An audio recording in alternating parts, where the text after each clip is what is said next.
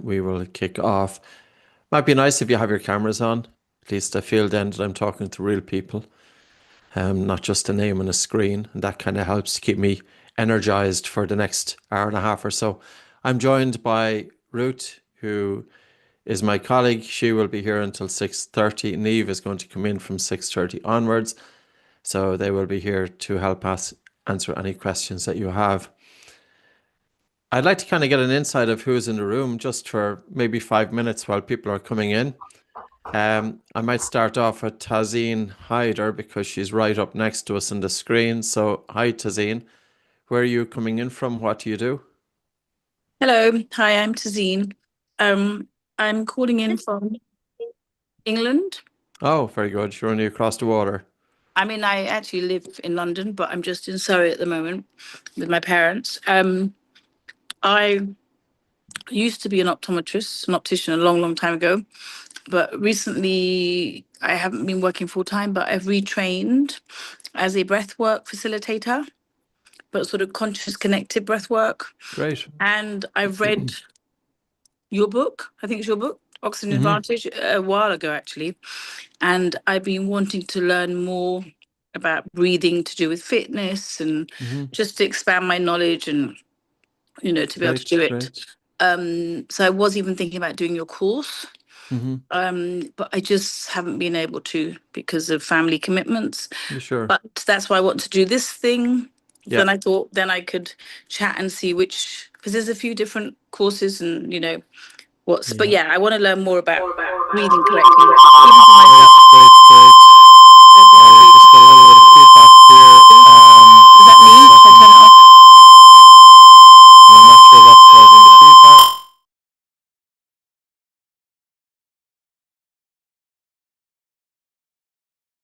Patrick, I you're on lost mute now. sound. Now, do you Oh, hear there me you now? go. Sorry about that, guys. It's always a couple of technical issues. It's not my forte, so expect another couple before the end of the 90 minutes. Um, who else? So, Jesse Chamberlain, I'm again curious to know where you're coming in from, what do you do?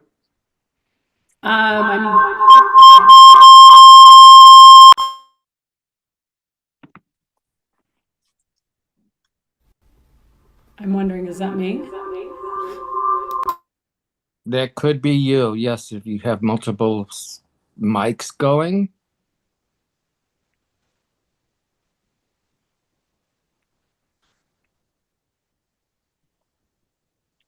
Okay, I think we're good now. Patrick, you're on. Okay, sorry about that. I am from Utah, and my Sugar.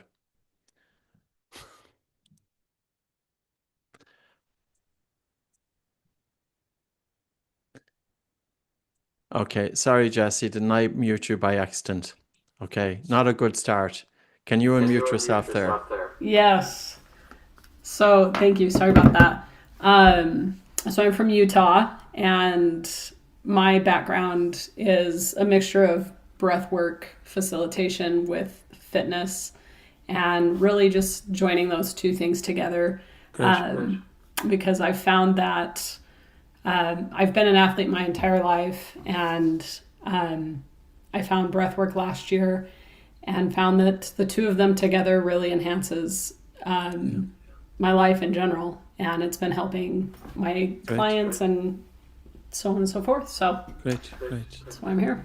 Great. Thank you, Jesse. We'll just do two more people and then I will kick off. Jennifer Prouty, where are you coming in from? What do you do? Hi, I am from South Dakota over in the States. So I am a licensed clinical therapist as well as a mental performance consultant for athletes. So excited to get a little bit more knowledge to be able to use hopefully in kind of both the roles that I do. Yeah, for sure. No doubt. Thank you, Jennifer. Paul Wilkinson, where are you coming in from? What do you do?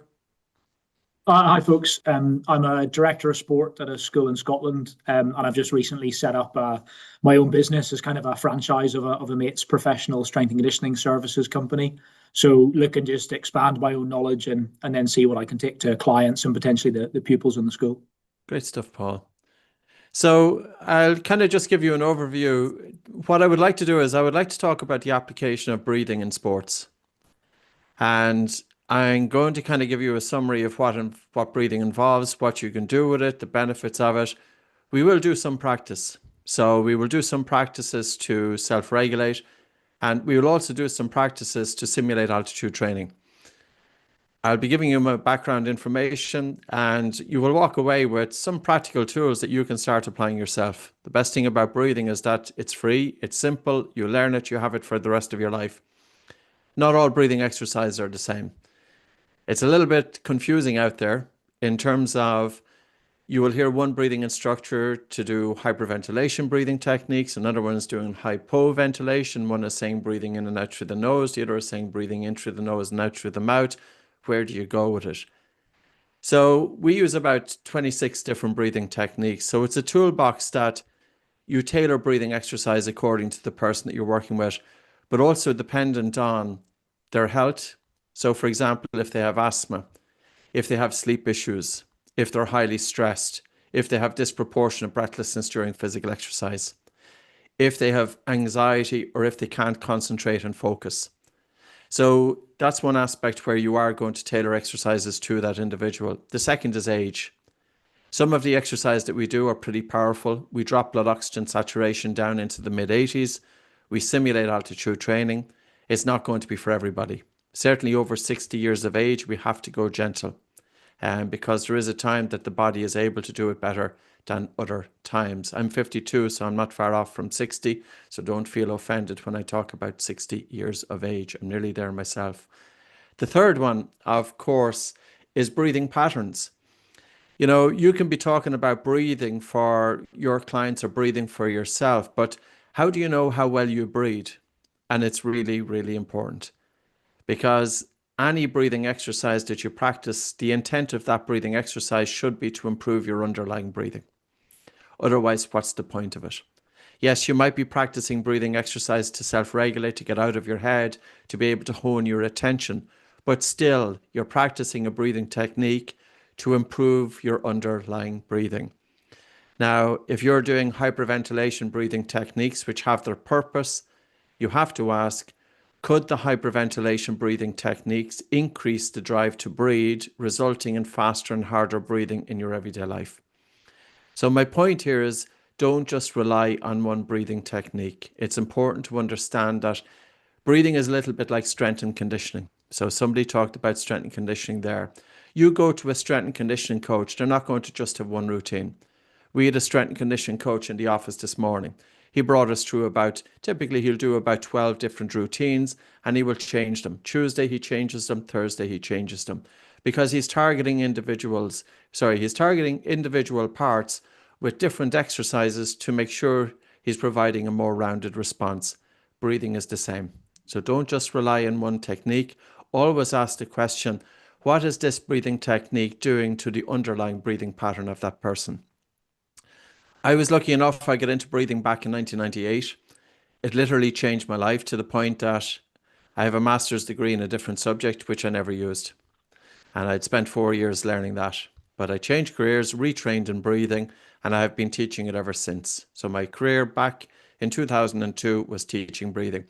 I worked mainly with people with health issues for the first 10 years, only with health: asthma, sleep, anxiety, children, teenagers, and adults. I learned quite a bit, because it's a lot easier to work with healthier people when it comes to breathing than working with people with issues, because you have to really take those into consideration and tailor it. However, it gave me an experience that was important. I wrote the Oxygen Advantage book. I started writing it in 2013, and the purpose of that book was to bring breathing to the male audience. I was giving classes in Ireland from 2010 to 2013 for people with panic disorder and anxiety. 3,000 people attended these classes. 95% were women. Men were not attending.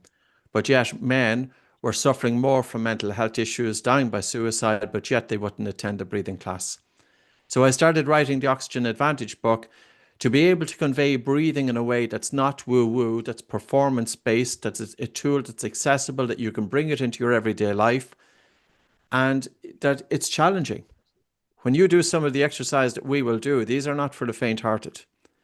Because very often people have a perception of breathing, and that perception of breathing is that it's woo-woo, it's for somebody else to do, it's not for me. But I'm telling you one thing, if you want to learn how to hold your attention, if you want to improve your sleep quality, if you want to open up your airways, if you want to know how to improve your blood circulation and oxygen delivery, if you want to reduce your sensation of breathlessness during physical exercise, to become more efficient and economical with your breathing, breathing is for you. So it's for everybody. So in some ways, we have to change the perception and the mindset that's out there. And that is one of my quests over the last 25 years, because it's a tremendous tool, but yet it's seen to be something on the fringes. And that is because it was communicated in a way that was often that way, and it can put people off. There's nothing left of field about breathing. There's nothing on the fringes about breathing. It's a very practical tool. So I'm going to have a PowerPoint presentation going through a few slides, give you some examples of breathing. We'll do some exercise, as I said, and this will run for about 1 hour. So we'll finish on the hour, give or take. Don't always finish according to time. Not known for that, unfortunately. And then we will do about 30 minutes of questions and answers. So let's start with our PowerPoint. So I talked a little bit about my personal journey. I won't go into it too much. You'll find it online anyway.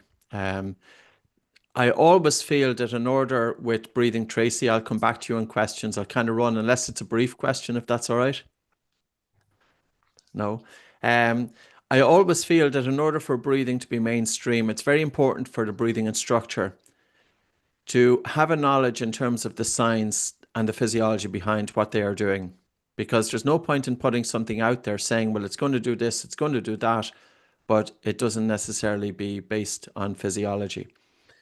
Like a question that I would say to you is there a way to improve oxygen delivery throughout the body? Is it by breathing more air, or is it by breathing less air? I'm going to put that right to you now, to put it into chat. If you want to increase oxygen delivery from the blood to the tissues, is it by taking more air into your body? In other words, the more air you breathe, does it mean that there's more oxygen delivery?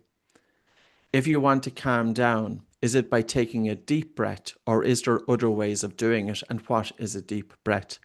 And these are the intricacies when it comes to breathing. So I see that there's a few correct answers coming in already, which is interesting.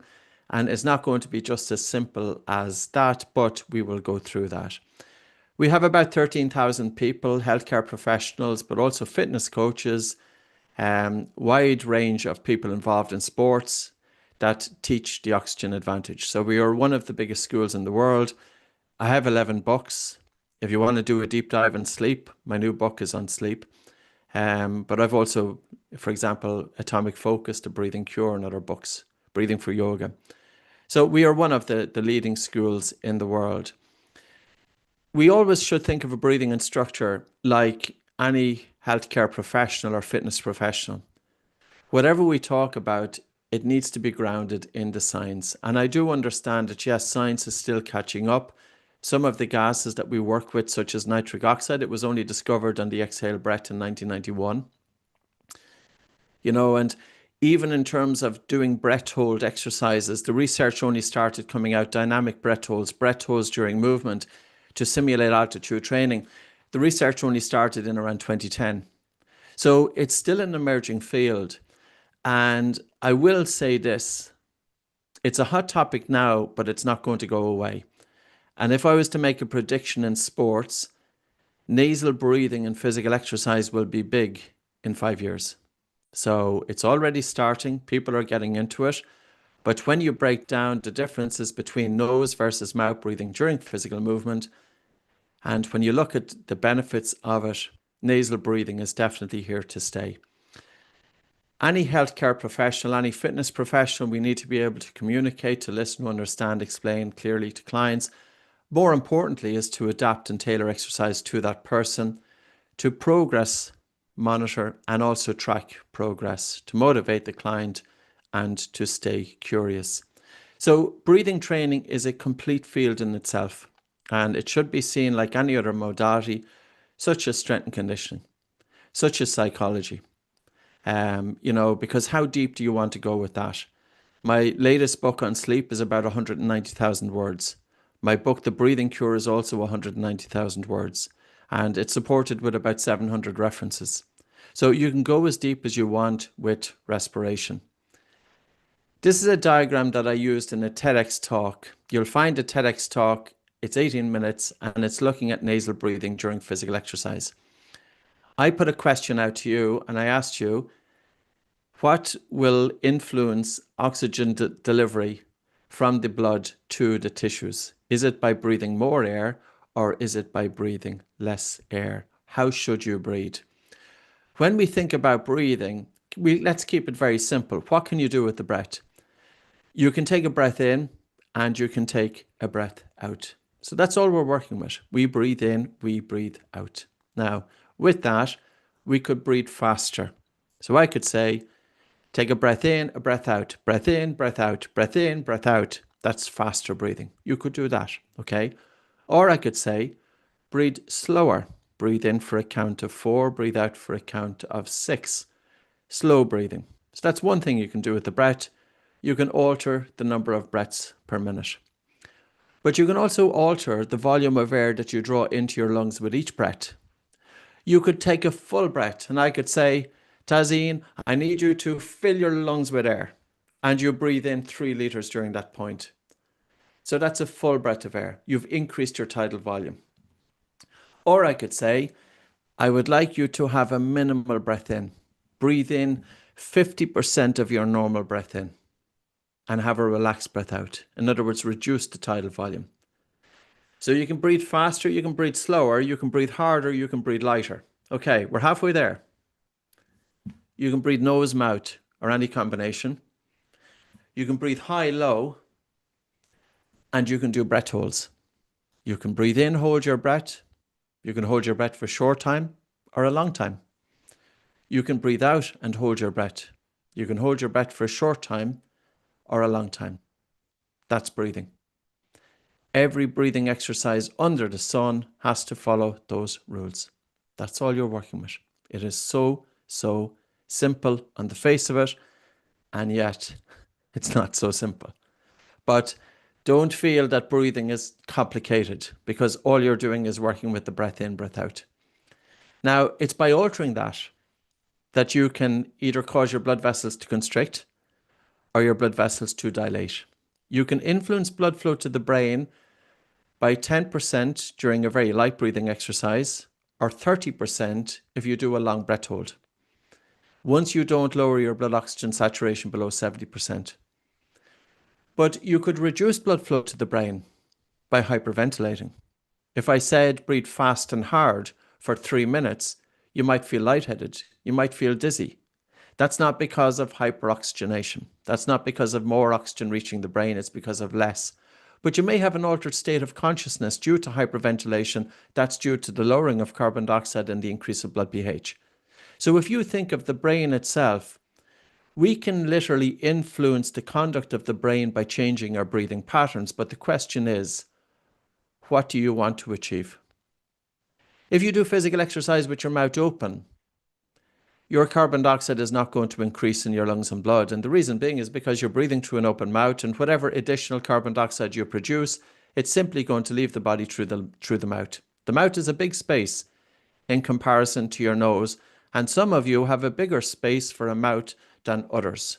So some people have a big mouth and some people have a smaller mouth. Some people have bigger noses, some people have smaller noses, so airways themselves can differ. My point though, if you do physical exercise with your mouth open, even though your body is producing a lot more carbon dioxide by doing physical exercise, it doesn't mean that you have an increase of carbon dioxide in the lungs and blood.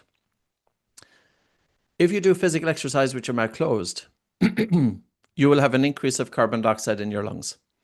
And the reason being is because you're doing your physical exercise with your mouth closed, and carbon dioxide won't leave the body quickly enough by breathing through the nose, and as a result it will accumulate in the lungs, and whenever carbon dioxide accumulates in the lungs, it will accumulate in the blood leaving the lungs. Now what does it do then? it improves your blood circulation. You've got increased blood flow to the heart. You've got increased blood flow throughout the body.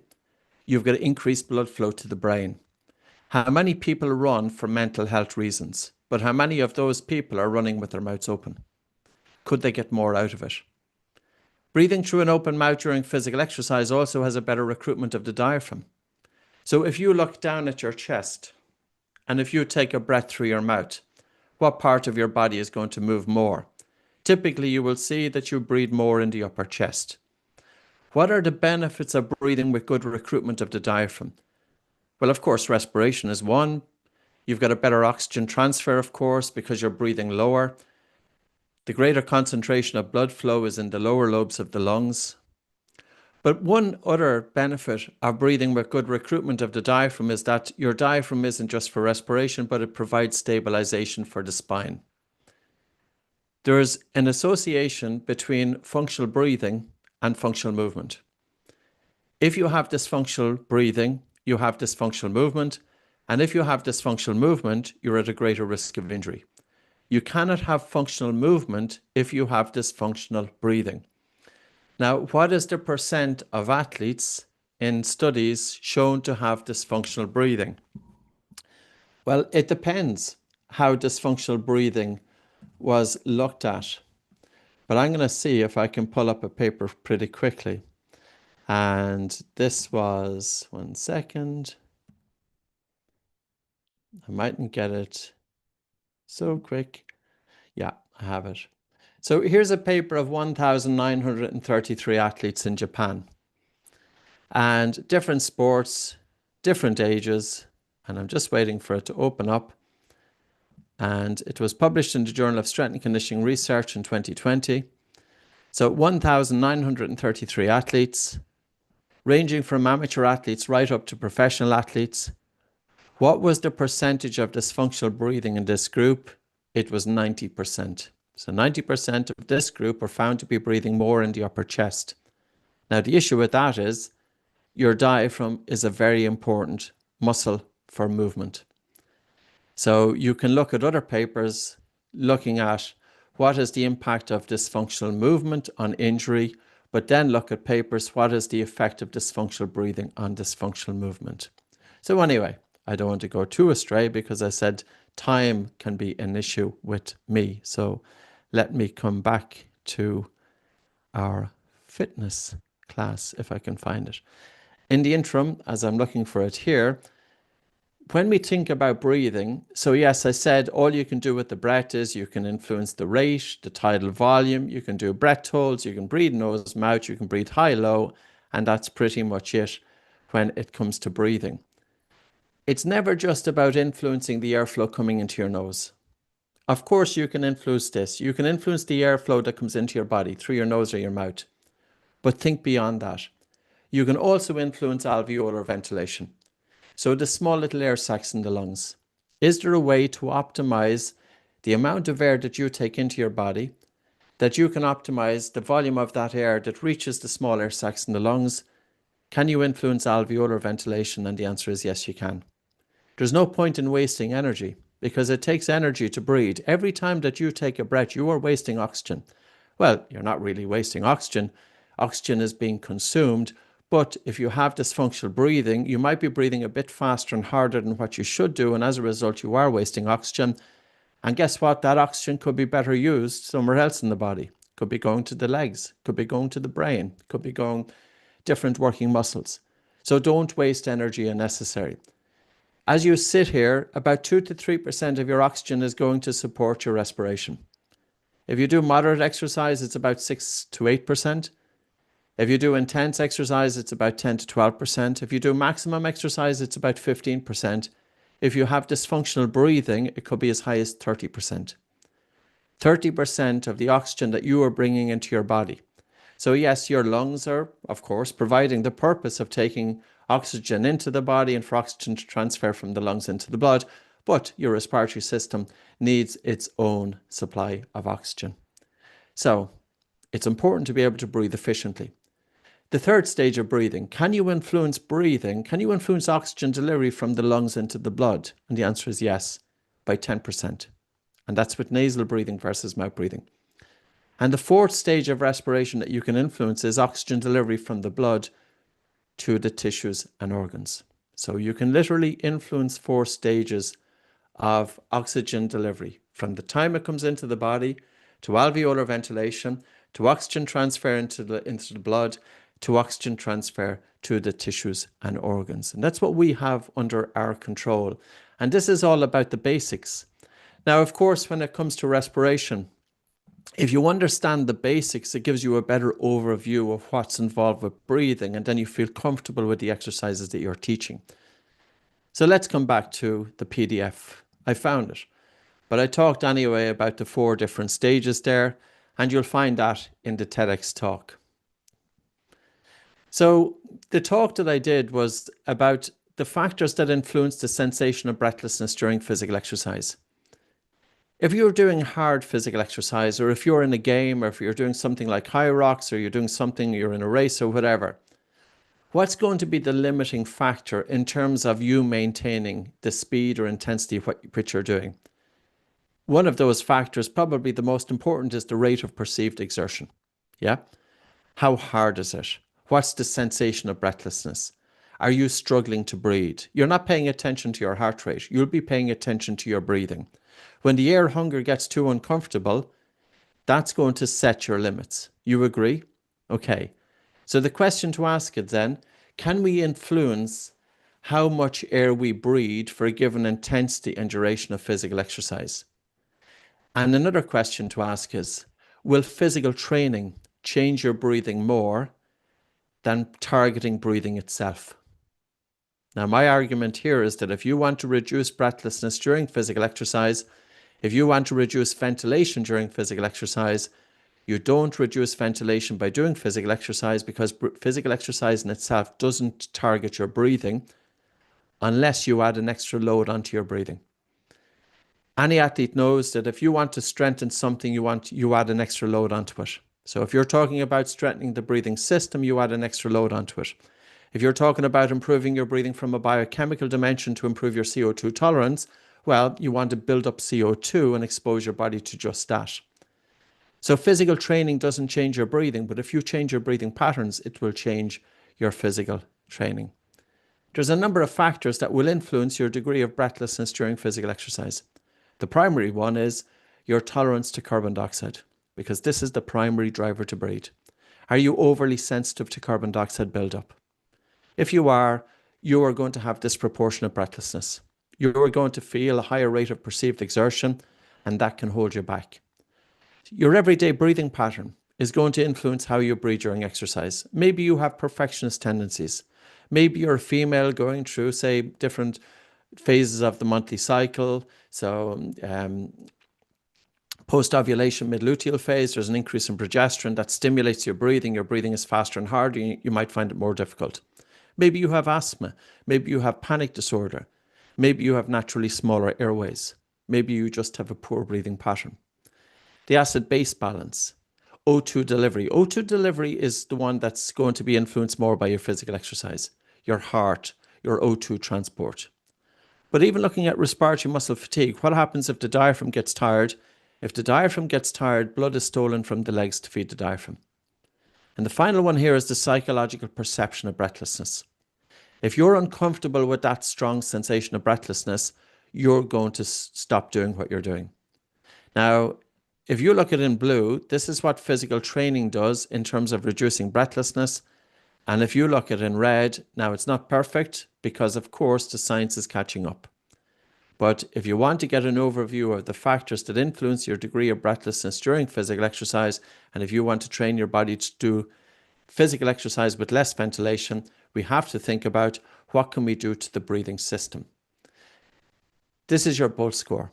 Again, it's not perfect, but it gives you an indication. So what I would like you to do is, I'd like you to measure it. I'm going to, there's only a few of you have camera and I can't change it, but I'd like you to measure your breath hold time. So the instruction here is take a normal breath in and out through your nose and hold your breath and time it in seconds. How long can you hold your breath for comfortably until you feel the first definite desire to breathe? Now, this result is going to give you feedback of functional breathing versus dysfunctional.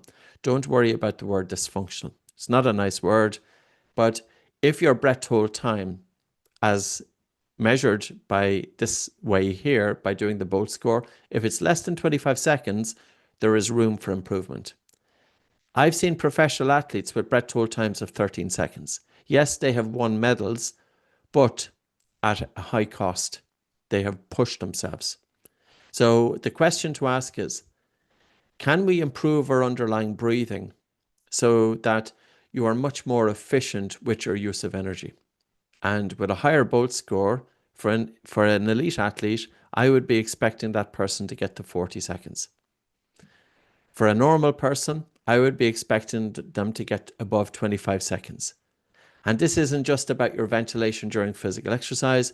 Do a little research on the relationship between functional breathing and functional movement.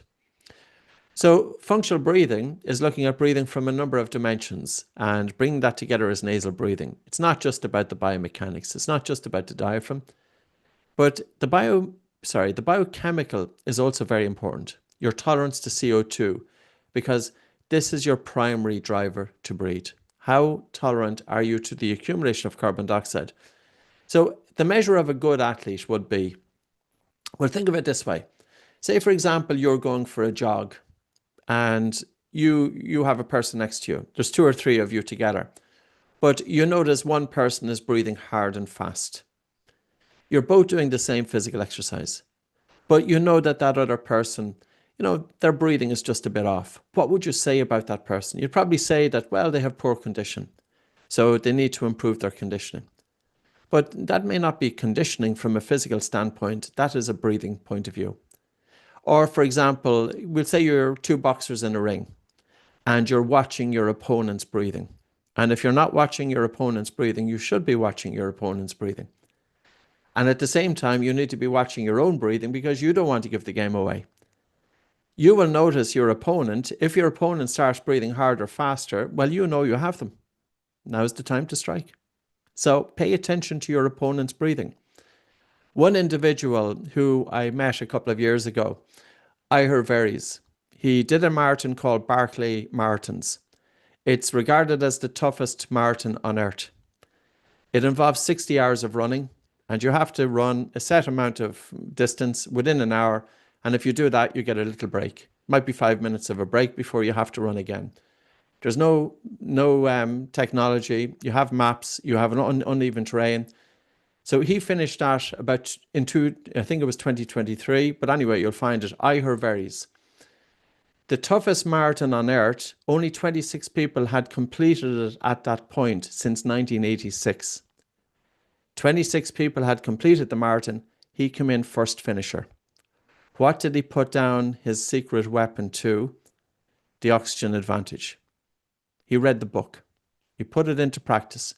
He did nasal breathing. He did breath holding. You'll find it online. Put in Ihor Veris oxygen advantage, Barclay Marathons. And he told me when I had a conversation, I did a podcast with him as well. He told me that he would come across competitors and he knew how fatigued they were by their breathing patterns. So I think it's always something to take into consideration, because if you're physically fatigued, you're mentally fatigued. If you're breathing hard and fast and your heart rate is very high, you're not going to have the same degree of concentration.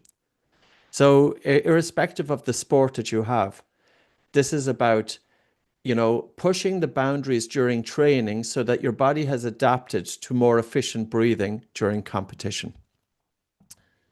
So breathing is multidimensional.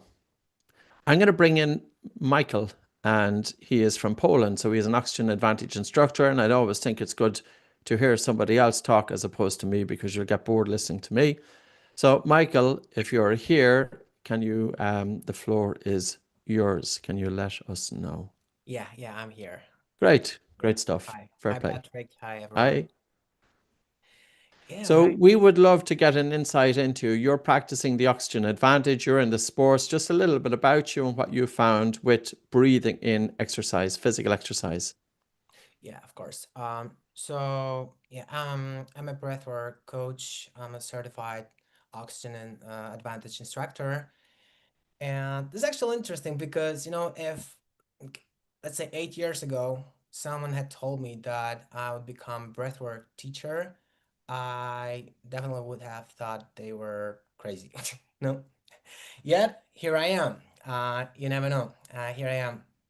And yeah, I come from sports background.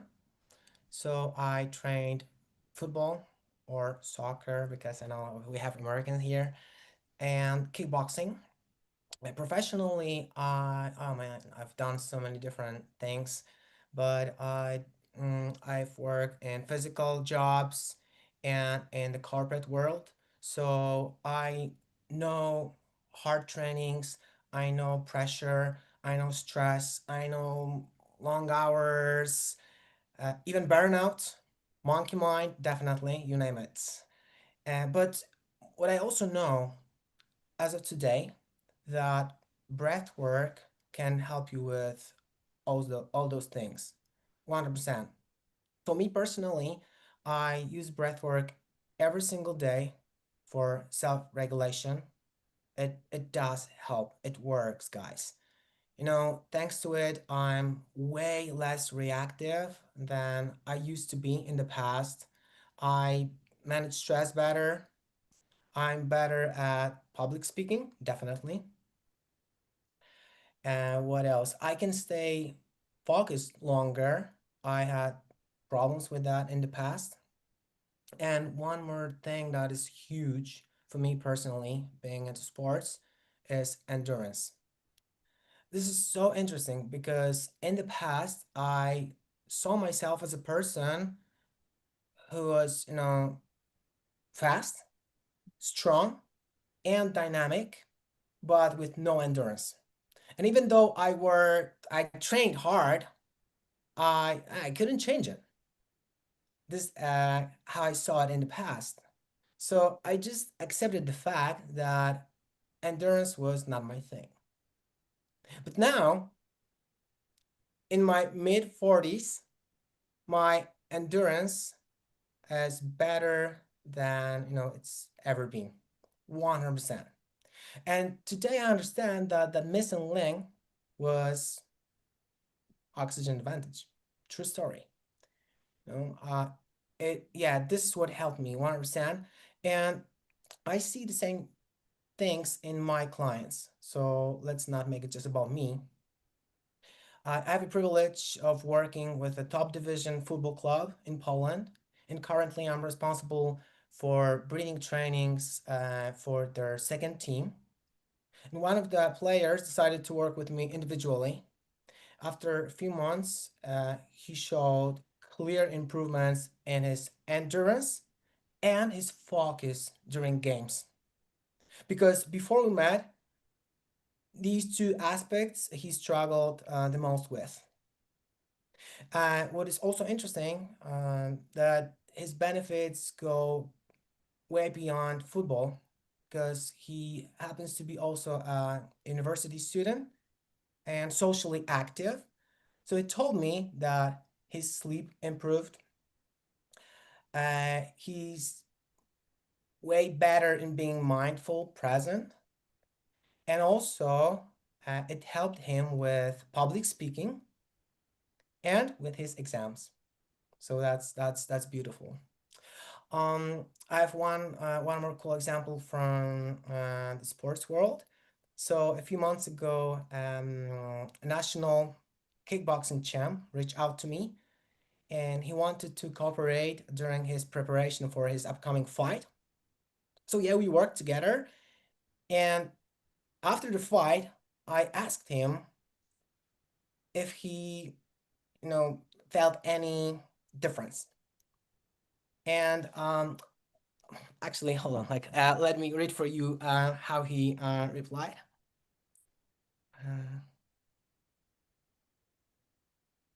Yeah, I'll translate from Polish, but so yeah, when we started working together, I hope this would help my endurance. What surprised me most was how calm I felt on fight day.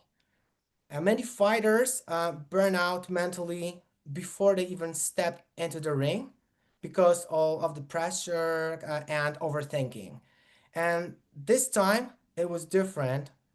The techniques you showed me helped me stay calm and composed. And between rounds, I focused on slowing my breathing because I knew you'd be watching me on TV. you know? So yeah, so this is what he said. By the way, he won the fight by knockout. So Great. Fair play. Well yeah, done. yeah, Super. yeah, it was great. That was great. So yeah, I mean, this is real. I'm a breathwork coach. This is my life now. It's literally changed my life. This is who I am today. Working, happy to work with athletes. After like all those years I spent training, now I can help. I can serve. I also do cooperate with big companies as a Hmm. breathing expert. So I also support business. And yeah, I work with people one-on-one, but I also run group workshops. Hmm. Yeah, and like what else? Yeah, last but not least, every single day I work with this guy here. And that's the most important one. That's where we I know, start. no. Great. So yeah, I think that'll be it. So thank you one more Great. time, Great. Patrick, for inviting me and letting me share my experience with the oxygen advantage. Great. No, delighted. Thanks very much, Michael. Thank Great. Great. So we'll go back to our presentation. We'll do a couple of slides, and then, as I said, we'll do a little bit of practice. If you are considering to become an Oxygen Advantage instructor, or if you want to bring breath training into your way of life so that you can help your clients, there is a number of options there. There's level 1, which is functional breathing training. This is all online. It's very reasonably priced. It always has been our motive. We have a team of 18 staff, and we have background staff here to assist with the instructors as well.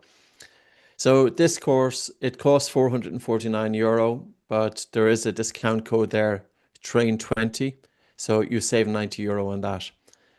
There's level 1, Oxygen Advantage breathing for yoga training. So this is specifically adapted breathing for yoga, bringing the science and techniques that can be incorporated in yoga, in Pilates, for example. And that also is €449, but it's self-paced. It's all online. You can start it immediately. And yeah, there's a video, there's a PowerPoint presentation, there's quizzes, and there's a number of different modules with it. And that also there's a saving there of €90. And then the advanced, this is when it combines both level 1 and level 2, right across mind, body, and sport. This also comes with PowerPoint presentations. So for example, Michael talked about going into corporations, giving talks to corporations. We provide them. So they come as part of the package. So it can save you a lot of work. It also includes 7 by 2 hour live sessions with myself by Zoom. So it's a classroom session like this, and it starts, I think, on the 10th of February, if I have my dates right. But that's €995, and there's a discount there of €199, almost €200. So you get it for €796. Putting it into dollars, it would be probably €800 is probably about $950, but I don't know the exchange rate, so I'm only going to give you an estimate on that. There's also a 24-hour bonus. Here you get a starter pack, you get a t-shirt, you get a sports mask, nasal dilator, mouth breathing book, and that's valid for 24 hours. Now, I did say that we're going to do a bit of practice, so that's what we are going to do right now. So breathing isn't just about self-regulation, even though self-regulation, of course, is a very, very important part of it. I'm going to start off with breathing less air. And then I'm going to do walking with the mouth closed, jogging with the mouth closed, and breath holding. So just to kind of give you a little bit of an insight into it. So what I would like you to do at the start is put one hand on your chest and one hand just above your navel.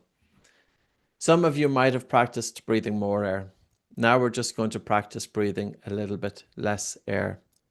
You're bringing your attention out of your mind and onto your breath. And this is a good training for the brain as well to hold attention. Michael talked about mind wandering and focus. Do you have the capacity to hold your attention to your breath? If you can hold your attention on your breathing, you can transfer that skill to any task. If you want to develop your capacity to hold attention, we have to practice that. We never practice holding attention. Our education doesn't teach us to hold attention. Social media teaches us to be distracted. So it's very important to counter all of that. Hold attention. Bring your attention onto your breath. Can you feel the slightly colder air as it comes into your nose? Of course, hopefully you have your mouth closed. And can you feel the slightly warmer air as it leaves your nose?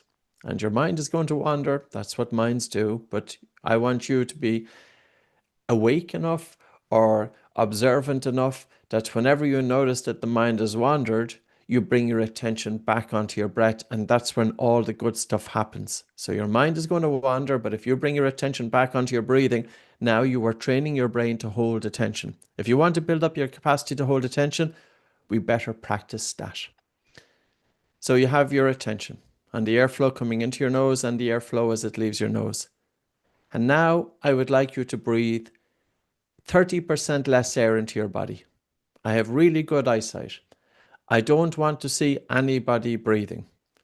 I want to see minimal movements from your breathing. So to breathe softly, to breathe subtly.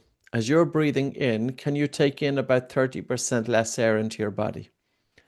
As you're breathing out, can you bring a total feeling of relaxation to your body? I would like you to breathe less air now than what you were breathing before you started. And if you breathe less air, you will feel breathless. If you breathe less air, you will feel air hunger. And that's a good thing, because the air hunger is telling you that there's an increase of carbon dioxide in your lungs and blood because your body reacts to carbon dioxide, not oxygen.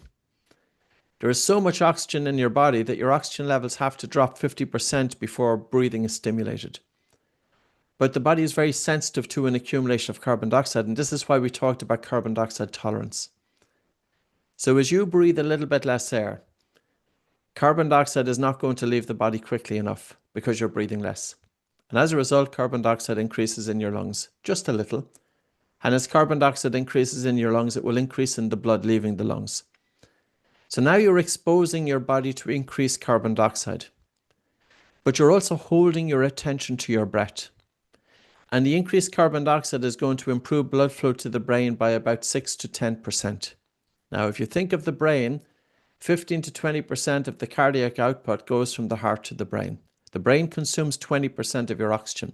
You can literally influence blood flow and oxygen delivery to your brain, not by breathing more air, but by breathing less. How do you know if you're breathing less air? You feel air hunger.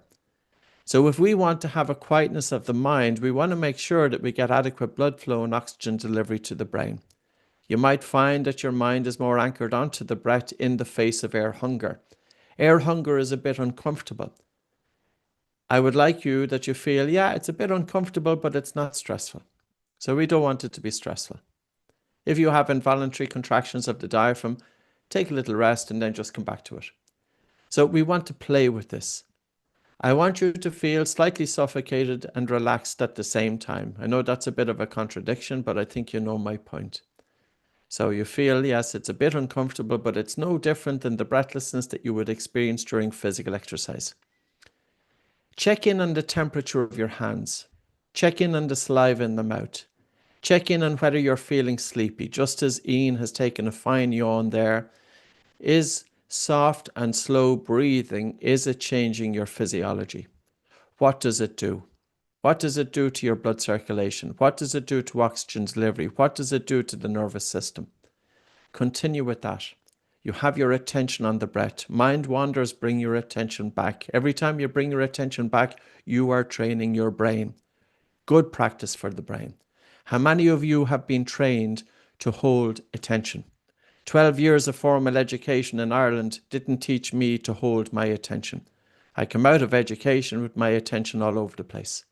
And yet attention is very important for getting through academia. It makes life a lot easier.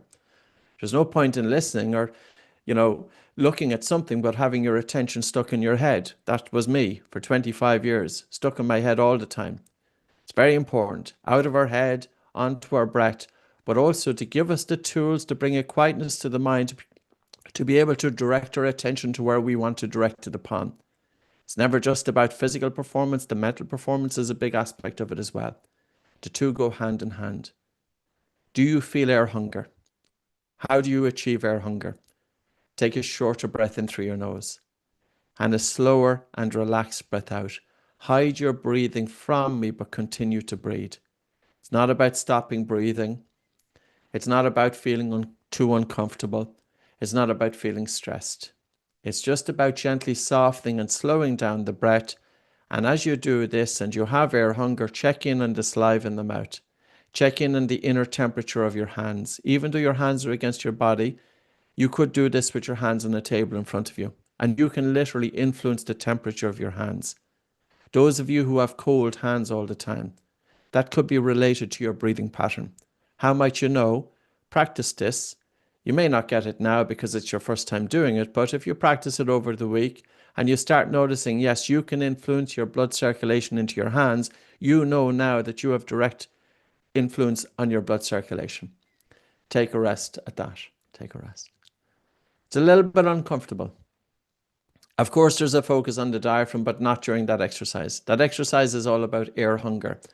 That exercise is just about exposing your body to CO2. How many of you felt that you were not getting enough air? Can I see a show of hands? Yeah, good, great. That's excellent. Did any of you notice, was there a change in the saliva in the mouth? Did you have increased watery saliva? Was your mouth the same? Did you have reduced watery saliva? Did you notice anything? Increased watery saliva? That can be normal. You know, it's never going to be 100%, but in the main, what does that indicate? If you do a breathing practice involving breathing less air and you've got increased watery saliva in the mouth, it indicates that your body is ready for the digestion of food. You've activated the relaxation response and you've dampened the stress response in a couple of minutes. Carbon dioxide stimulates the vagus nerve. Now, some of you will have noticed that you have increased warmth in your hands, and it's not just your blood circulation in your hands that's influenced by your breathing. It will be throughout the body. If you do physical exercise with your mouth closed, you have increased blood flow to the heart. Look at a paper by Professor George Dallam. He looked at endurance athletes. He has been interested in nasal breathing during sports for the last 22 years. He's retiring soon, unfortunately. He's in Colorado State University. He wrote a review paper looking at athletes that had cardiac fibrosis and atrial fibrillation, irregular heartbeat. They didn't have a family history of cardiovascular events. He asked the question, could it be their endurance? Could it be the miles that they spent doing physical exercise, pushing their heart, putting demands on their heart, but because their mouth was open and they're breathing hard and fast, they can be losing too much carbon dioxide, which in turn reduces blood flow to the heart. So they're exercising their heart, but they're not giving their heart adequate blood flow, and that could contribute to fibrosing of the heart. So what was his answer? Breathe through your nose during physical exercise. Niamh may be able to locate the study. Otherwise, I have just a Word document because I got it pre-publication, but I'll pull it up in a second. So his hypothesis, breathe through your nose during physical exercise. You have an increase of carbon dioxide in the lungs, which in turn improves blood flow and blood flow to the heart and blood flow to the brain. So there's a health aspect here as well. Did any of you feel sleepy when you did that exercise? So that in turn is telling you that it's kind of activating the rest response. So rest and digest. So recovery isn't just about doing slow breathing. And slow breathing doesn't mean breathing less air. Slow breathing can be counterproductive. You could slow down your breath to 6 breaths per minute, but over breathing in the process and get rid of too much carbon dioxide. And even though carbon dioxide, we breathe out excess CO2, we only breathe out about 15% of the gas that we produce in the body. We hold on to 85% of it. Look at the functions of carbon dioxide, especially blood flow to the brain. It's an important one. Okay.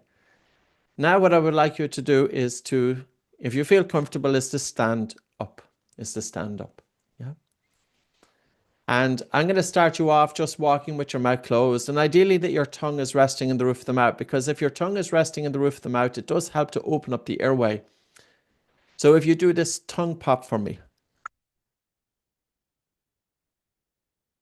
So in order to make that sound, you pressed your tongue against the palate. And that's where your tongue should be. So your tongue should be pressed up against the roof of the mouth, because when your tongue is up there, you're giving space for the air to flow through your nose, down the back of the nose, into the throat, into your lungs. Does that make sense? Now what I would like you to do is to block one nostril. Could be left or right. And start walking with your mouth closed. Bring your attention onto your breathing.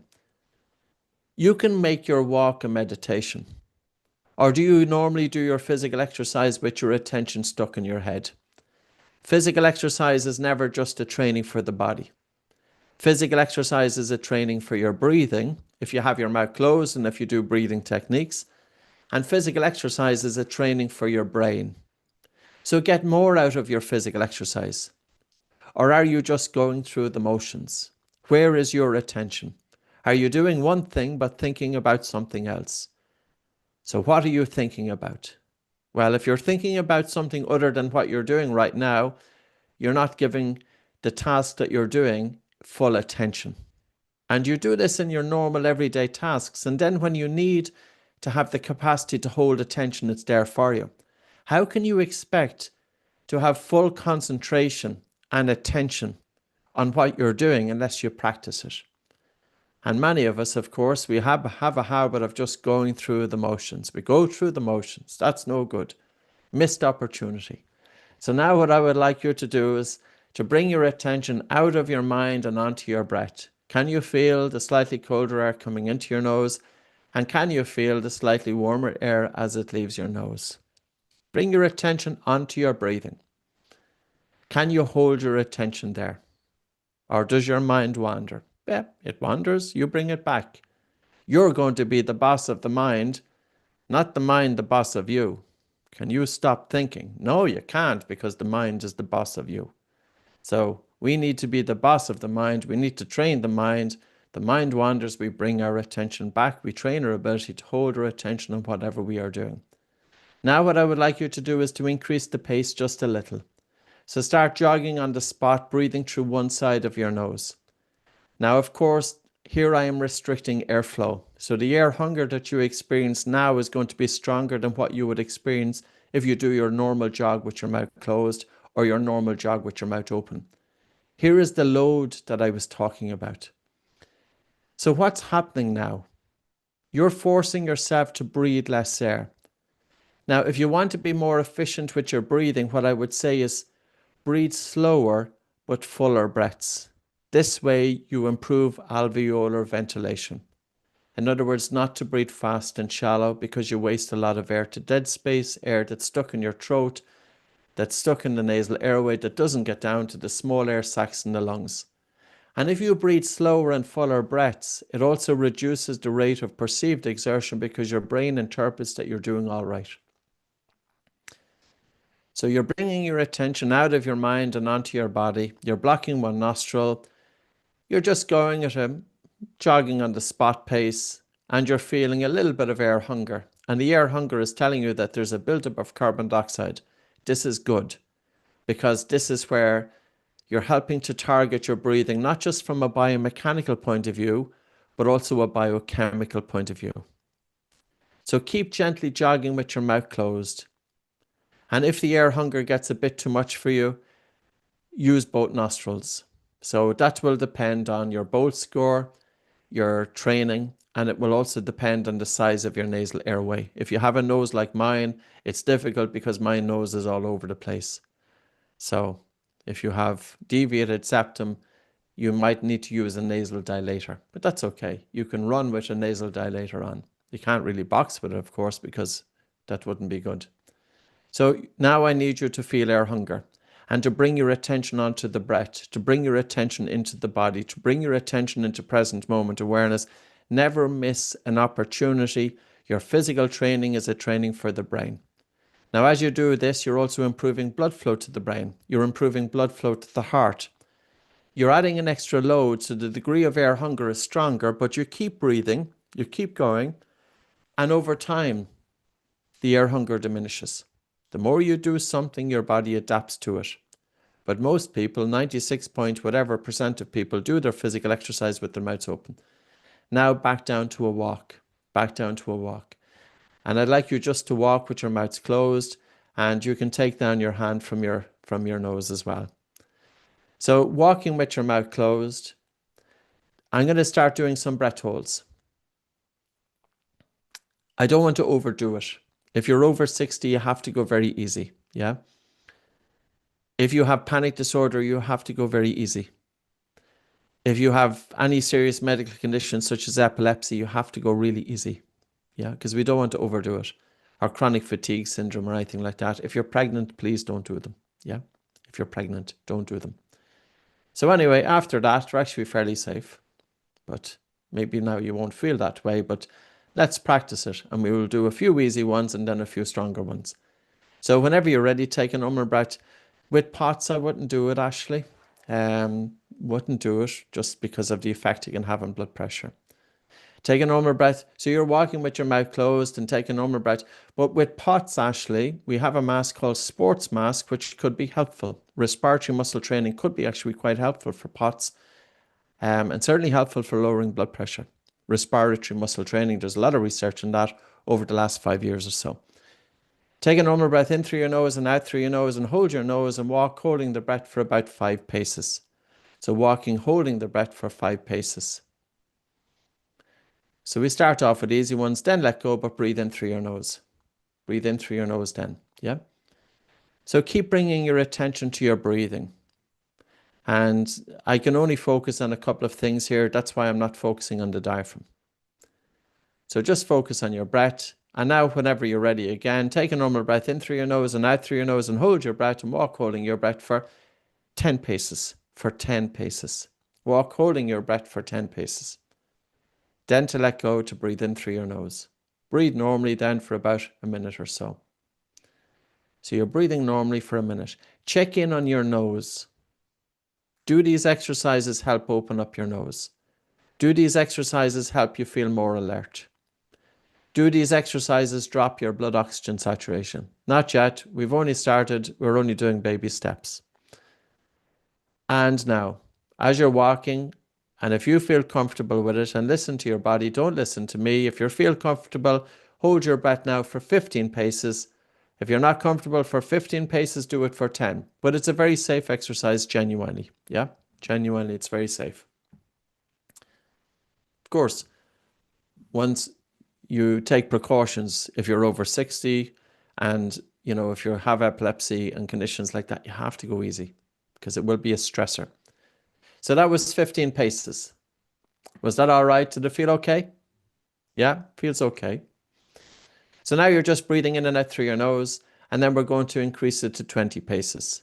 So I want to kind of gently accumulate it because I don't want to put your body into too much of a shock. I just want to kind of gently acclimatize, and also for you to find a level of where you're at, yeah?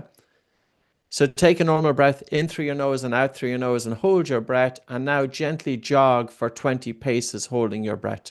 Holding your breath for 20 paces. Hold your nose is a bit easier, to be honest with you. It's a bit easier if you hold your nose and you're holding your breath for 20 paces, then to let go and back down to a walk and continue walking. Continue walking. So here what you're doing is you're doing physical exercise, but you're restricting your breathing. And if you hold your breath for long enough during the physical exercise, your blood oxygen saturation is going to drop. It's inevitable. Because during the breath holds, your cells are continuing to extract oxygen from the blood. And if you've stopped breathing, well, you're not going to replenish it. So here we expose the body to reduced oxygen, to cause the body to make adaptations. So this is to improve the buffering capacity to delay lactic acid and fatigue, but also to put you into a more strong sensation of air hunger. So now again, whenever you're ready, if you're comfortable, let's do it for 25 paces. Take a normal breath in through your nose and out through your nose and pinch your nose and hold and jog, holding your breath for 25 paces. And jog just a little bit faster now, little bit faster, yeah? You don't need to overdo it or anything like that. Keep surrendering into the body. Keep going, keep pushing. Then in through your nose and back down to a walk. Now walk with your mouth closed, breathing in and out through your nose. Do your noses feel better now? Do they feel more open, by the way? Yeah. So if you have a stuffy nose, you don't just have a stuffy nose, you're more likely to feel tired. And also people with nasal congestion have reduced concentration. So, and there have been a couple of papers on that. Reduced cognitive function because of a stuffy nose. Is it because having a stuffy nose impacts your sleep? Poor sleep reduces your cognitive function. Poor sleep quality increases rumination of the mind. Poor sleep quality reduces recovery.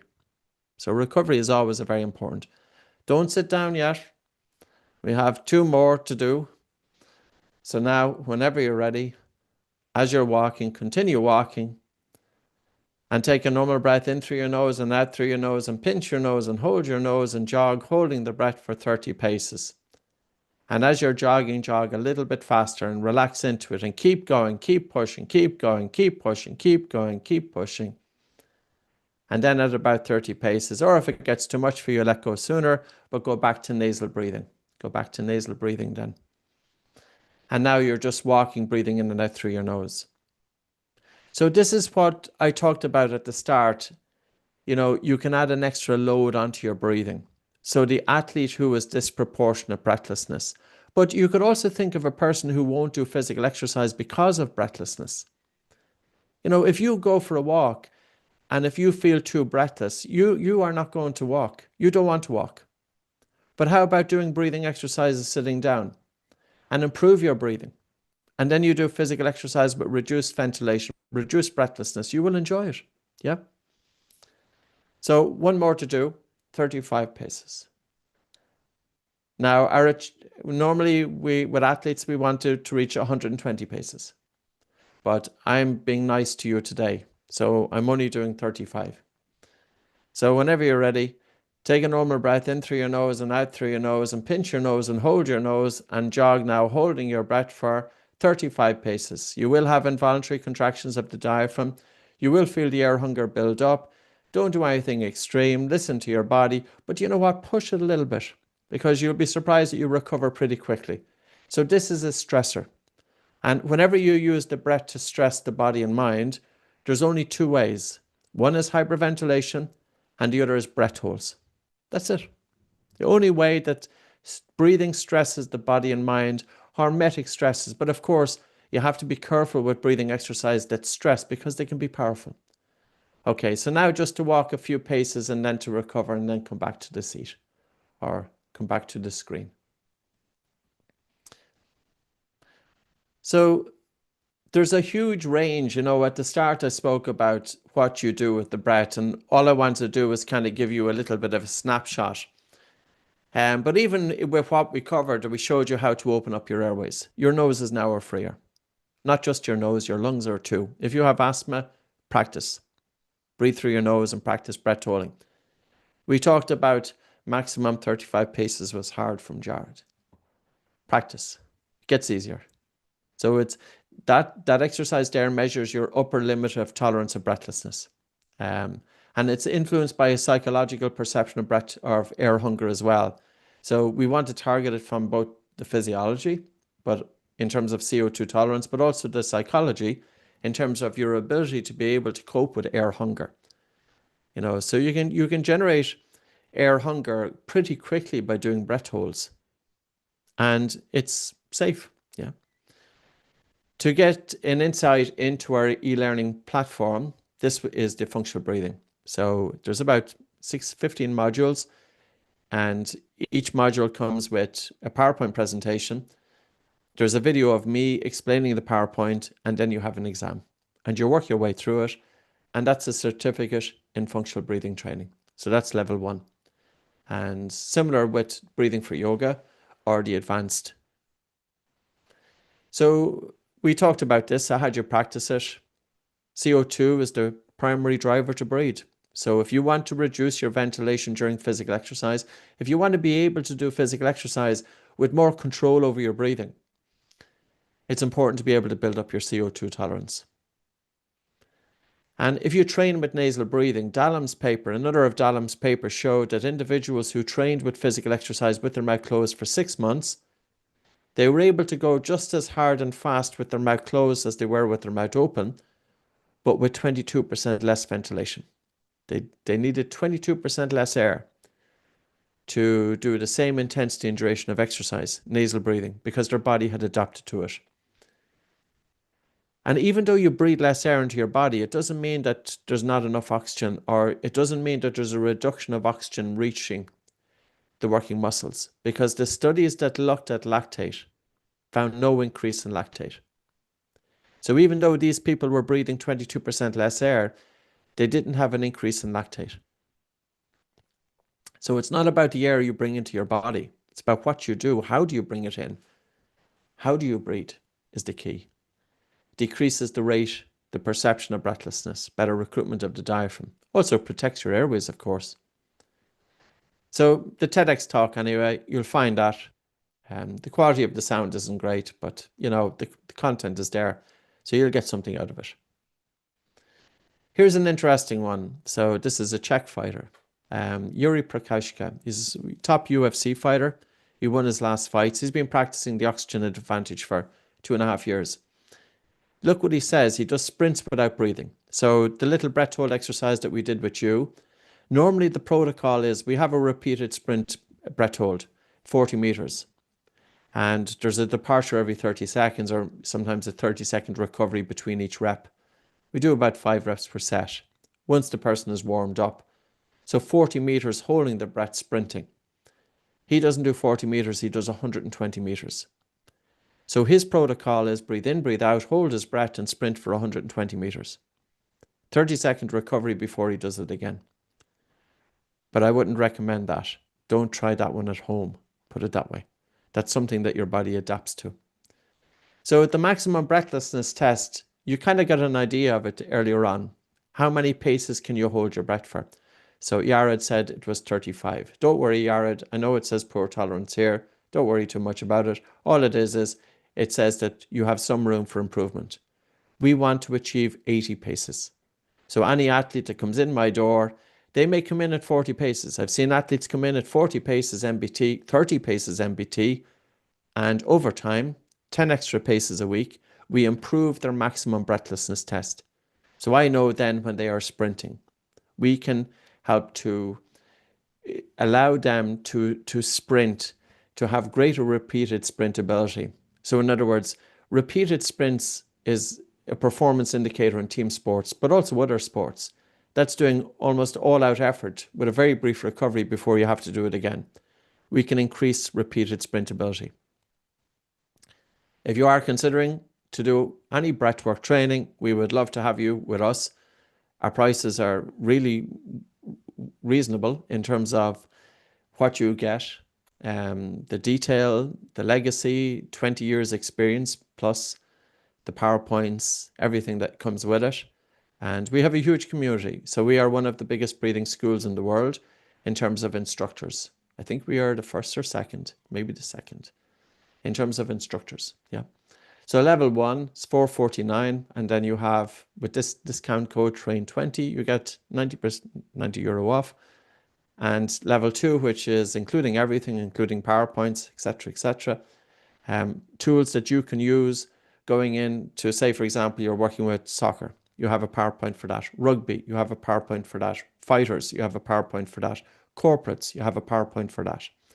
So it'll save you a lot of legwork. You don't have to do PowerPoints because we've done them for you. So you get those tools. So that's $995, but with the code, it's down to $796. So you save 200 euro. And the next training, okay, level 2 comes with 7 by 2 hour sessions. So no, this is the way I do it. Well, I don't normally use PowerPoints, but I give the trainings by Zoom, 2 hours. We go through the theory and then we go through the practice. So it's very accessible. They are recorded and then you have access to them for life. Yeah. And you have the 24-hour bonus. So if you are speedy, you get a free 24-hour bonus. Nasal dilator, mouth breather book, sports mask, and t-shirt.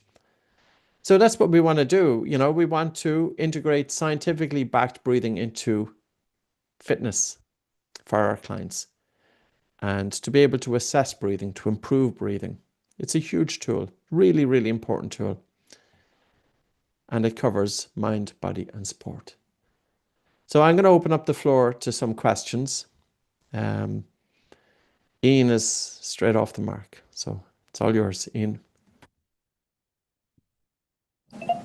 All right. Well, first off, thanks for doing these. It's always fun to jump on them, but I do have a few questions here. So if we join up and buy the level 1 and level 2 package, will there be enough time between now and when you do the level 2 live for me to do level 1? Oh, but you don't, yeah. So I cover everything from the 10th of February.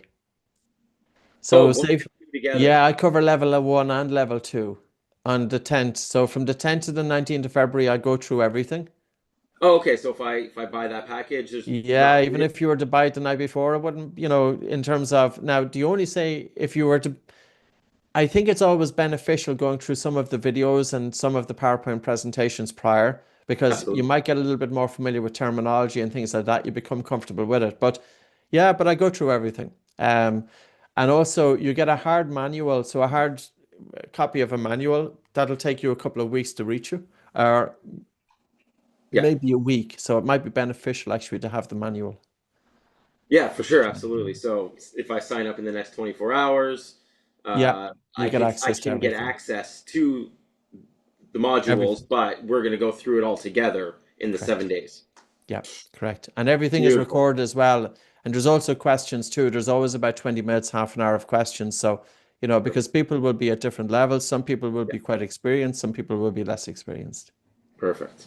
Awesome. And then the next, so when we're doing like the bolt test or the pace test, Yeah. obviously if I wake up in the morning and do a test then would be different than if I did it at noon or at 5 o'clock at night. So Yeah. how do you Well, kind of go the about that? bolt What do you have score like is most accurate when you do it first thing after waking. just wake up, go, like Do even it. do it before the bathroom or whatever, or just somewhere in there is fine. Maybe you can go to the bathroom, of course, and then just sit in the bed, just allow your breathing to recover, and then take 2 minutes to allow breathing recover, and then measure the bolt score.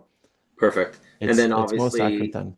yeah, obviously having, if we're training, I might train at 2 o'clock one day, and then if I'm at the gym and I'm gonna do the pace test, Yeah. I might not get a very accurate one if, some days are 5 or 6 o'clock at night, some are like 9 in the morning. Yes, How yeah. do But you? you know, at the same time, like the thing about the pace test is that it is influenced by willpower and determination. Mhm. So you'll be more consistent with the pace test than you would be with the bolt. The bolt score is, you know, it's not influenced by willpower and determination. You're holding your breath, but you need to have normal breathing at the end of it. Correct. So and the reason that we have two of them is because we know what athletes can have a high pain threshold. They can be very determined individuals. They'll push the maximum breathlessness test very hard. But we also need to know by the bolt score, but we also have other assessments as well. So, so just in case, you know, we have to look at breathing from a number of different, and to try and, you know, we keep it simple as well. But because it's always good to have pre-assessment, do the exercise, but then have post-assessment, because ultimately, we want to improve that person's breathing. Right.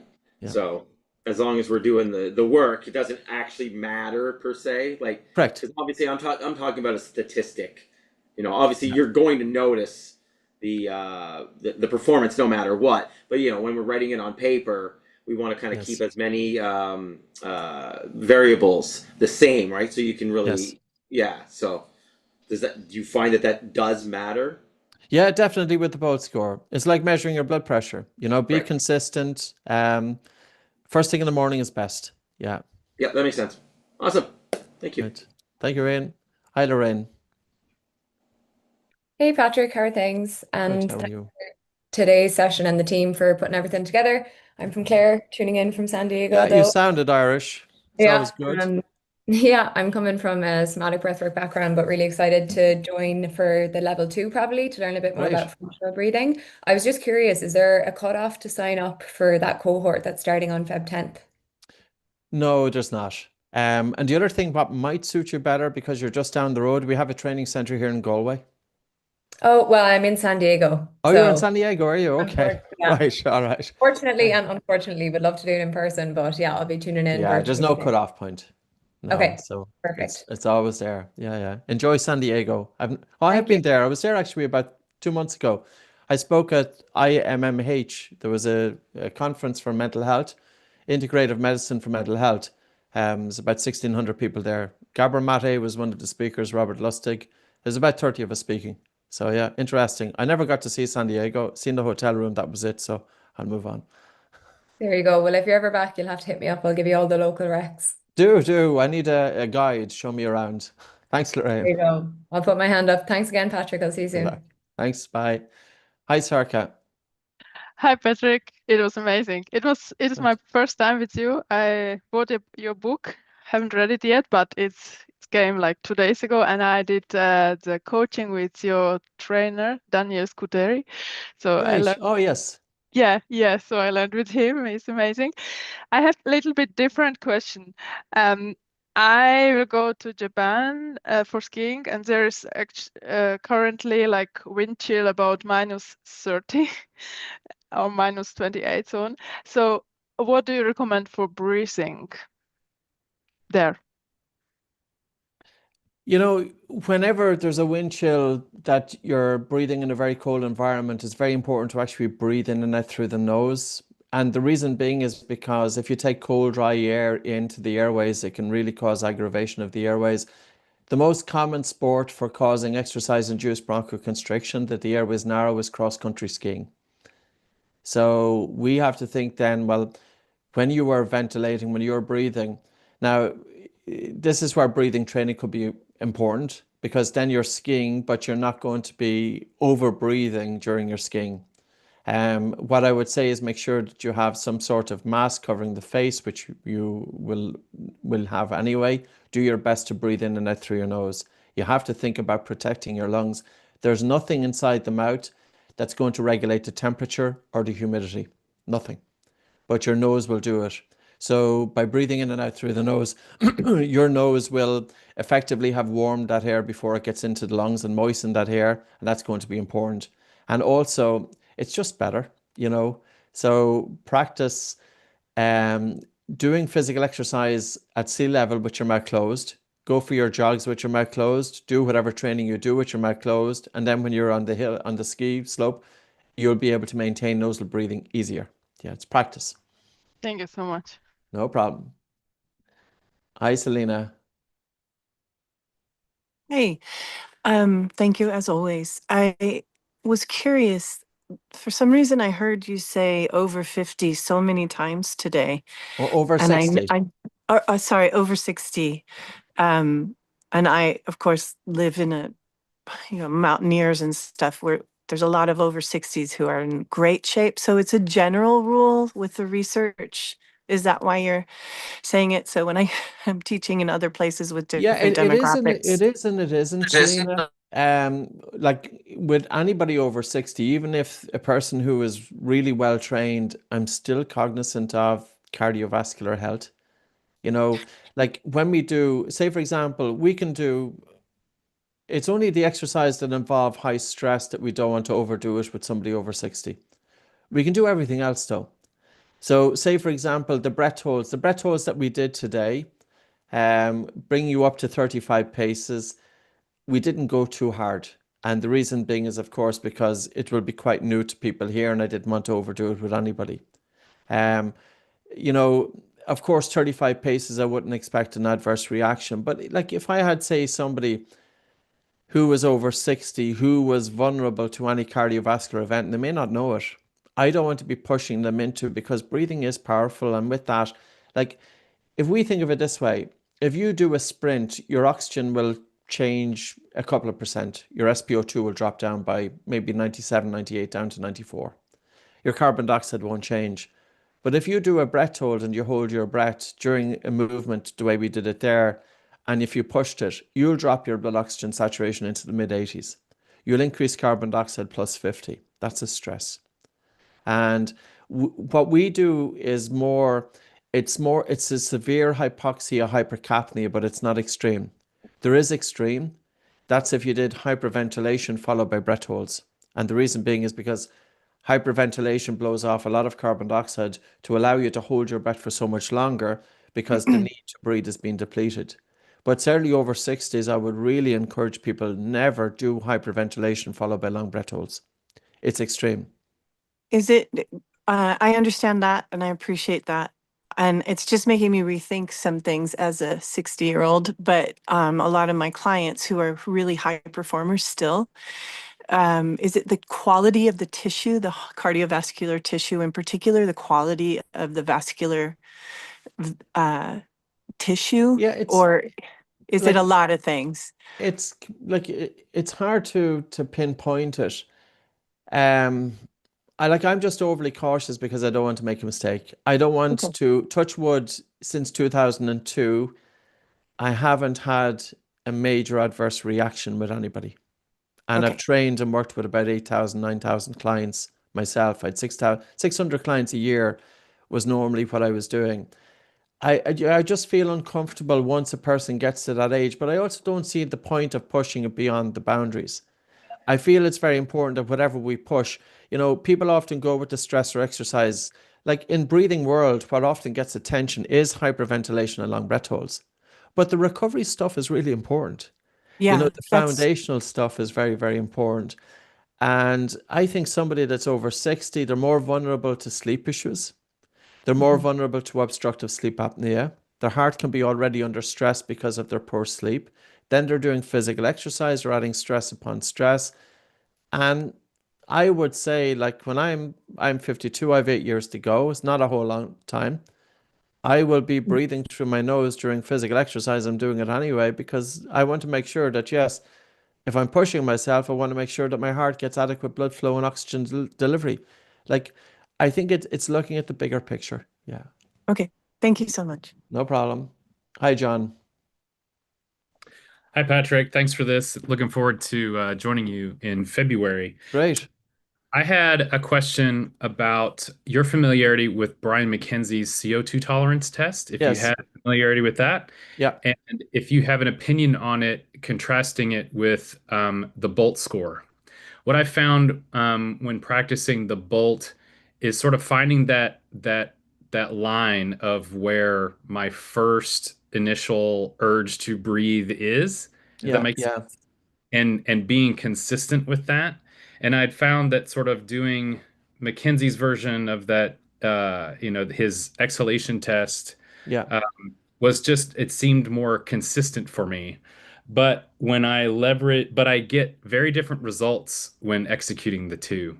I find that see, it's going to be influenced by, like, none of them are going to be perfect. The test that involves, say, taking in a full breath and then the time that it takes for you to bring your to breathe out to say, for example, just a normal and complete exhalation. That's a normal lung function test that you'll find in a hospital. So that's used in hospitals as lung function. The volume of air that you breathe will influence your ability to lengthen that. So it's not just like, when we look at the Bolt score, it's not just your tolerance, it's actually your capacity. Yeah. Correct. So they're measuring different things. But you could use both. You could use both, but none of them are perfect. The Bolt score isn't perfect. Taking a full breath in and just breathing out over a period of time, it's not perfect. They're influenced by techniques, but they give you some degree of feedback. I use the Bolt score because I suppose I've been using it for so many years. But you could use both. Yeah. What is your particular physiological cue to know when, okay, that's my time? How long can you hold your breath for?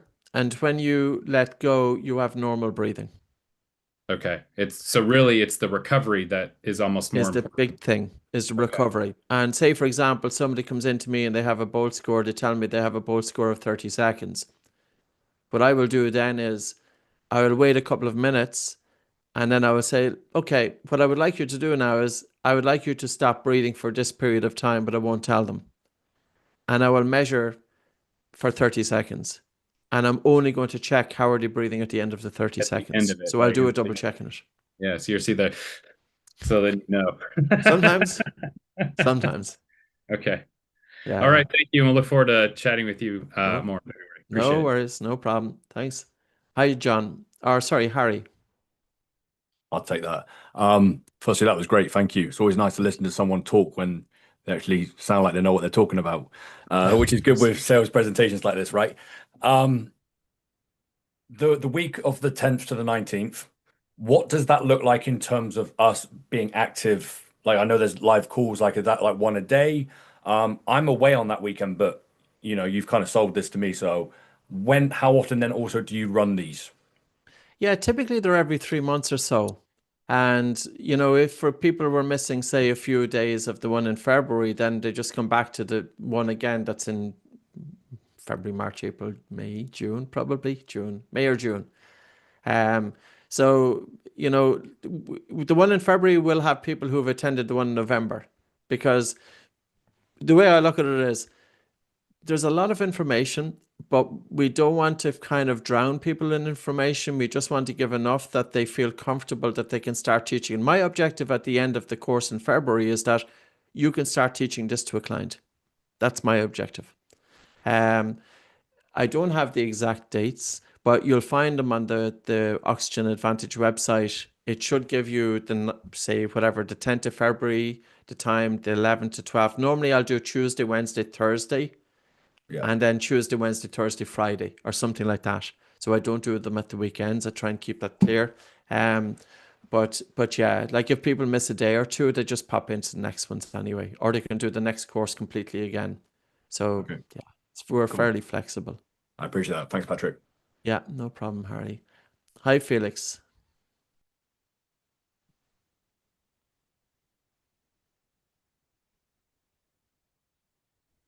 Okay, sorry, I'm on my iPad, so it's hard to find the That's all right. controls. So I appreciate, thank you for this. It's really nice to see you in person. You showed me on your program the first 15, 20 minutes of your presentation. I just like the way you presented all the information, how you touched on the anatomy of breathing, talking about tidal volume. That's all very helpful. And the OA program actually aligns with an opportunity that is presented to me. I'm actually certified at a level 1 with another breathwork program. Mm-hmm. So I'm getting there in terms of holds and retentions and the breathing. I was pretty amazed. I actually purchased a continuous CGM, which monitors. I'm sorry, a continuous pulse oximeter. Oh yeah.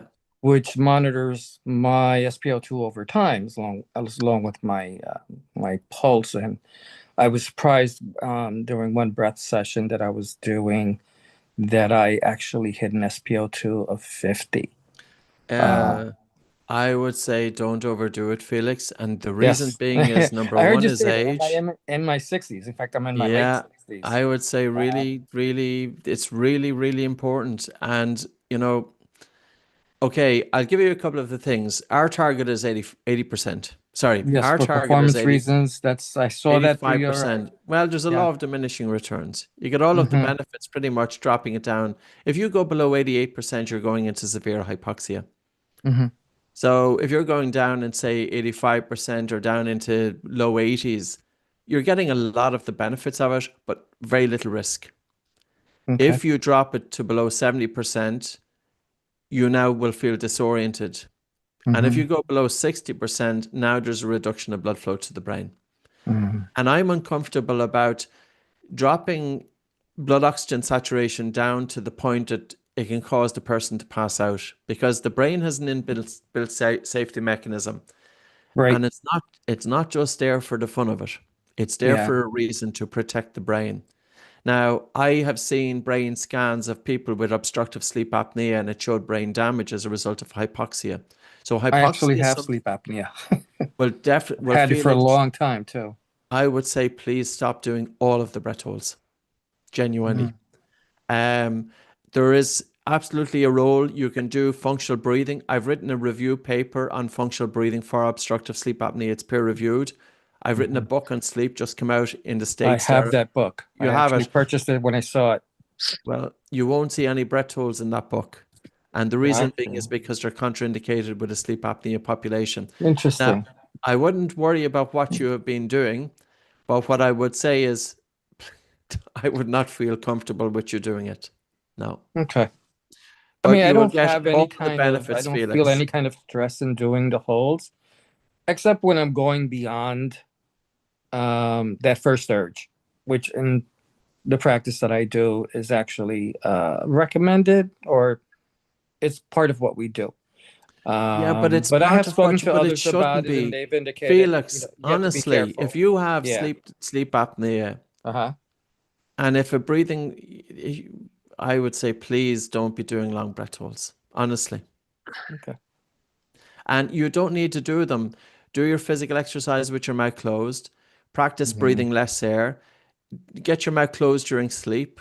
Check your tongue posture. Build up your breathing from a biomechanical point of view. So if we would say, if somebody comes into me with obstructive sleep apnea, and at the same time they tell me that they want to be a good athlete, I'm going to ignore the fact that they want to be a good athlete. I'm going to work on their sleep apnea. That's what I'm going to work on. And I'll target breathing exercise for that because I can help to improve that to reduce the AHI. I don't know if you're on a CPAP. Even if you're on a CPAP, it's important I to use breathe. a CPAP. Yes, I actually Yeah. use the nasal dilators as well because I've heard, Great. I've seen that they help me with, Great. because I get congested in one of my nostrils. So I don't know why this one nostril It's normal. just congests. So I use a different kind of a dilator, and I moisturize. I got some kind of a saline gel that helps with the dryness that invariably occurs when you're Because breathing of the through a machine. CPAP. Yeah. Yeah. But But my even sleep has actually been pretty good, and I'm Great. still very active. As you know, at 68, I Great. still throw on my sneakers and jog 3 or 4 miles. I go to the gym and I weight train. I'm actually a 200-hour certified yoga teacher. Great. So Well, you're doing everything. I'm active. You know, you're doing everything you need to do. Yeah. So But I like what you're doing because this opportunity presented itself to me at the gym that I go to, where the gym manager and my gym bro, who's a soccer trainer, want to get together and teach performance enhancement to their high school and college clientele. And I've been speaking to them about my breathwork program and my breathwork and what I've been able to accomplish, and they actually got excited. So I just thought OA is a better fit for that target, which is why I have actually signed up for your class already. I already purchased the functional. Great. Super. So, Great. and that'll take about 5 to 6 weeks to get through, right? If I dedicate myself on a regular basis. The level 1 functional.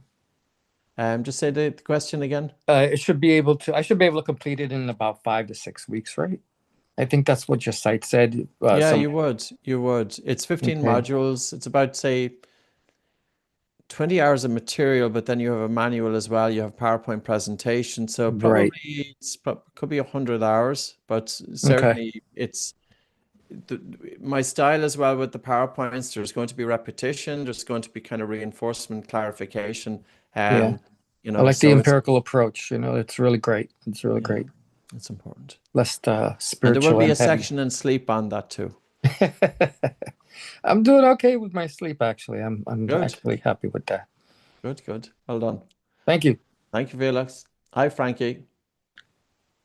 Hi. Just a very basic question. Are you actually saying that the protocol is to breathe through your nose and through your mouth? Or sorry, through your nose, breathe through your nose and breathe out through your nose, like while running. Oh, wow. Okay. Yeah. Now, So the Pilates breath, like, that sort of thing, while doing Pilates, I guess we stick with that protocol because that's what they're saying is best. Or would you recommend doing the breathing through the nose and then breathing in through the nose and out through the nose. Yeah, I would. And the reason being is Okay. because when you breathe out through the nose, it naturally slows down respiration and it allows sufficient time for the diaphragm to come back to its resting position. Breathing out through the nose, it also recovers heat and moisture from the exhale breath. So say, for example, if you're doing physical exercise or if you're going for a walk and you're breathing in through your nose and out through your mouth, every time that you breathe out through the mouth, you've got 42% greater water loss. So you're more likely to be dehydrated. You could do a test with your phone, just get the screen of your phone and breathe onto the glass with your nose and look at the moisture left behind, and then do the same breath with your mouth. And you will see that mouth breathing really causes a greater loss of moisture. So that can impact dental health. That can impact hydration, for example. I suppose, there's a point during physical exercise at which the air hunger gets a bit strong that you have to switch then from nose to mouth breathing. And like what we would say is if somebody is a recreational athlete, do your best to sustain nasal breathing and let your nose determine the intensity of your pace. If the intensity of air hunger is too high, slow down a bit. So your nose determines how fast and hard you go. Now, if, for example, you want to go hard and fast, well, then you go from nose, and then the next step would be breathe in through your nose, and you can have a few breaths out through the mouth just to get rid of carbon dioxide to lower air hunger. And then if you push yourself again, it's too hard, well, then you're going to be doing mouth.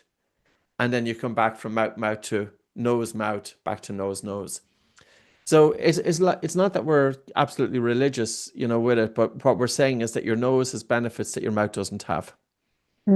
Yeah. So if you're doing a Pilates session, well, it doesn't, it's one session. Whereas we're looking at overall breathing.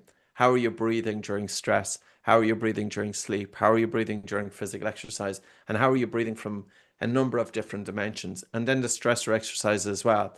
So using breathing exercises as a means then to cause the body to make adaptations. Okay, very good. Thank you for that. No problem. Hi, Jordan. Hey, Patrick. I just had a question when it comes to tidal volume. So I know like the average breath versus vital capacity, your tidal volume is about 15 to 20%.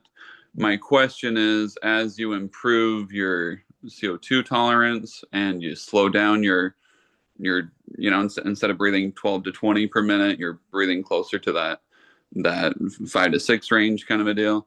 My question is, does tidal volume still stay around the 15 to 20, or do you look for a fuller breath, and does that percentage increase, or what happens with that tidal volume? Yeah. So during rest, during your natural breathing, what we would say is allow your respiratory rate to find itself.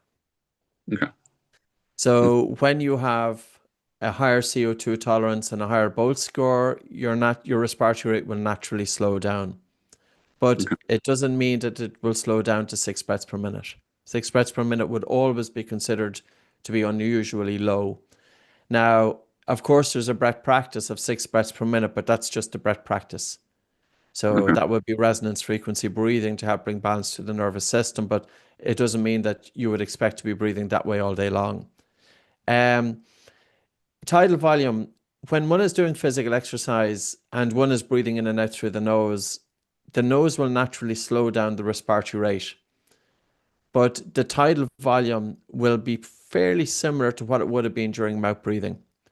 But if, for example, somebody was breathless or overly breathless and we wanted to help to improve alveolar ventilation, I would encourage them to take slower breaths but fuller breaths. Because with slower respiratory rate, there's less air loss to dead space. So it just would be more economical. So the thing about breathing is, yes, we practice breathing exercises, but ultimately we want breathing to become an unconscious habit, which it is anyway, and to allow it to find its own pace.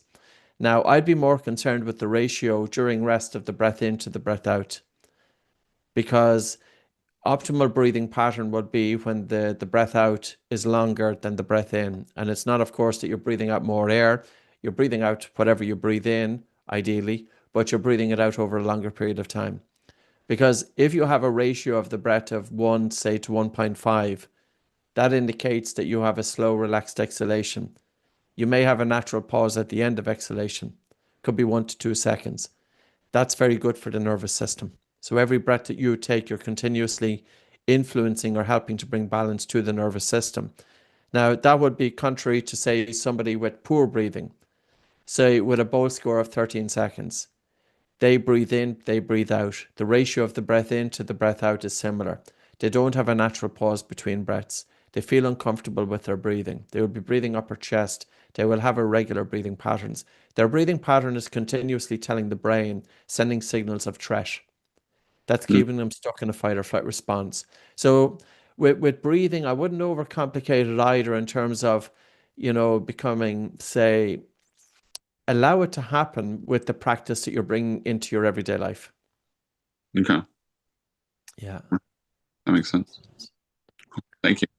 Right. Neve, hello. How are we doing? Do we have any questions that are outstanding? I don't think so. No, that's it. If anyone has Great. any further questions, you can email the team on hello@oxygenadvantage.com. Great. So I would like to say thank you very much for joining, and I hope you've got something out of that. You can see that breathing, there's a few different layers to it. Always practice with yourself first. That was the point that Michael made earlier on. It always starts with ourselves, nasal breathing, self-regulating, breath holding, looking at breathing from a different dimension, waking up with a moist mouth in the morning. Look at how your clients breathe. It's going to be interesting for you. And if you want to take the journey further, we would love to teach you. So we have an array of tools, all reasonably priced, and you can get a lot out of it for yourself and especially for your clients. So thanks very much, everybody, and enjoy the rest of your day. Thank you, Neve, and thank you, Michael. Take care. Bye.